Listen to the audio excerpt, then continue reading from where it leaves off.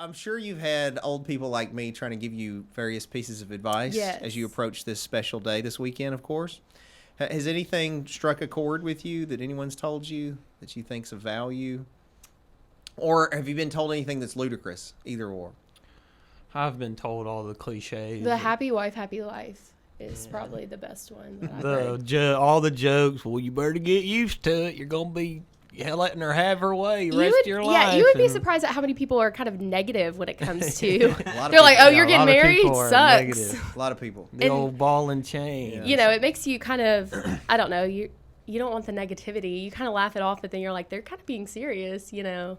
Well, I'm going to give you my 2 cents because I haven't really gotten to corner both of you yet, okay? And I am definitely not an expert on marriage or relationship. However, I have real world experience in that I've been married twice, and I do many, many, many divorces and have seen people try to work it out and not and whatnot. And I think that the one component that people miss is that you both are going to change. So, like, McKenna, you're in love with him right now, and he's in love with you right now. And you can stay in love, but you've got to work at it.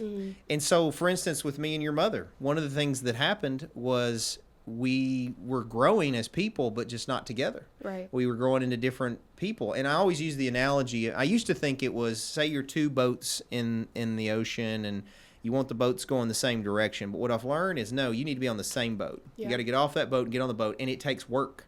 And that's the hardest part, because there's going to be days when you guys are exhausted and the new wears off and you're coming home and you just want to sit and read a book or play the Xbox or do whatever it is that you want to do, a personal thing that you want to do. And this other person hasn't seen you, or maybe they've also been working, or they've been at the house, or whatever. These issues come up, and you have got to put them first. And it's hard. It's hard to do. So I love being married. Like I enjoyed being married with your mother, and I'm very blessed to be married to Madeline. And it kind of like the things you say, I reiterate. So I'm the opposite. I think marriage is great. Yeah. I've even told Josh over there that's all negative how he needs to consider it. But what I think people don't get, marriage is not for selfish people.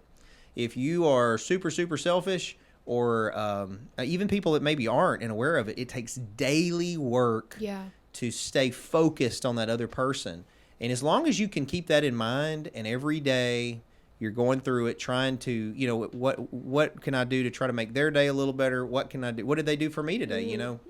We've talked about the love language thing before. So, I mean, that's the only thing I would tell you is just make sure that every day you're analyzing what can you do to be closer with this person and stay close to that person. And I think you'll be fine. Yeah. You're both very emotionally mature for your ages. I think you're both super intelligent. You're both kind-hearted, good people. I think you're going to do fine. He's got just enough of me in him to protect you, I think. Enough. Yeah, and I mean, I'm ready for grandkids, so we'll be ready for a couple more years. I guess. Response. We're both like, Me too. I know. Not grandkids, but that's the only point of contention right now, right? We don't have to talk sit about over it. there and be ready. That was one of the no topics we were probably not supposed to bring up. Okay. No, I'm kidding. It's not a sore subject. No.